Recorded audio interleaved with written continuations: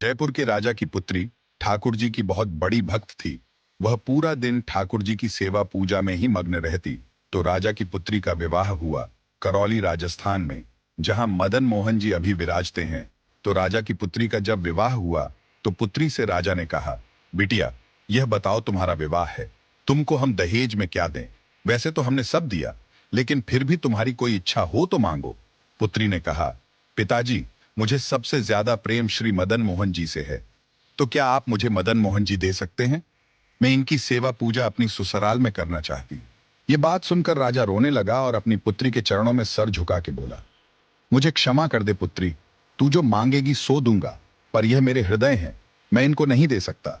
मैं वृंदावन से मुगलों से बचा करके इनको लेकर आया हूं, तू जो मांगेगी सो दे दूंगा, पर मदन मोहन जी को नहीं दूंगा। पुत्री बोली, पिताजी, आपके पास गोविंद देव जी और गोपीनाथ जी तो हैं, एक ठाकुर जी मुझको दे दो।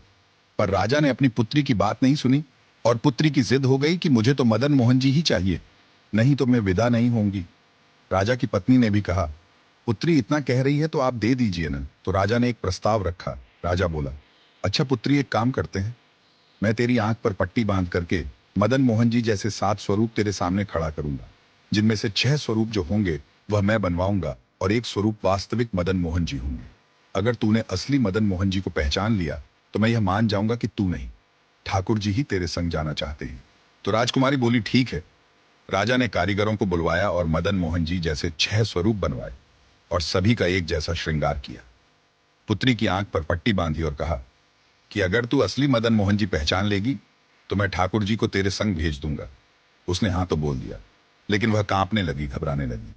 वह रात्रि में जब सोई तो बहुत रोई और ठाकुर जी से कहने लगी, हे नाथ, अगर कहीं मैं आपको नहीं पहचान पाई, मेरे तो प्राणी ही निकल जाएंगे। विदा होना तो बहुत दूर की बात है। इस बात को सुनकर आधी रात में मदन मोहन जी उसके स्वप्न में आ गए और स्वप्न में आकर बोले, तू चिंता मत कर, तेरो ही मन ना है मोए ले जावे को, मेरो भी मन है तेरे संग जावे को।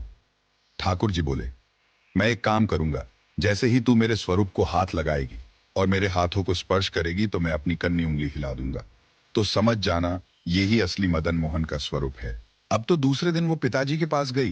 पिताजी, जल्दी करिए, कब चलना है? तो पिताजी बोले, बिटिया, तू भी क्या याद रखेगी, मैंने ऐसे स्वरूप बनवाए हैं कि कोई बता ही नहीं सकता कि असली मदन मोहन कौन से हैं। पुत्री की आंख पर पट्टी बांधी गई और कहा, जाओ और ढूंढ लो असली मदन मोहन जी को। उसने जाकर के जैसे ही सभी स्वरूपों को स्पर्श करना प्रारंभ किया, 1 से लेकर 4 स्वरूप को स्पर्श करने के बाद पुत्री ने चारों को असली होने से मना कर दिया। और जैसे ही 5वें ठाकुर के स्वरूप को स्पर्श किया और हाथों की उंगली को स्पर्श किया तो ठाकुर जी ने अपनी कन्नी उंगली हिला दी। और जैसे ही कन्नी उंगली हिलाई तो पुत्री बोली, पिताजी, यही है मदन मोहन जी। राजा के नेत्रों से आंसू गिर गए। राजा अपनी पुत्री के चरणों में गिर गए और उठ करके अपनी बिटिया को गले से लगा लिया और पुत्री के कान में बोले, मैंने ठाकुर जी की कन्नी उंगली हिलते हुए देख ली। मुझे यह बात पता चल गई है कि तेरी ही जिद नहीं है इनको ले जाने की, इनकी भी जिद है तेरे संग जाने की। और महाराज गाजे बाजे रथ में विराजमान होकर श्री मदन मोहन लाल जी करौली राजस्थान को प्रस्थान कर गए।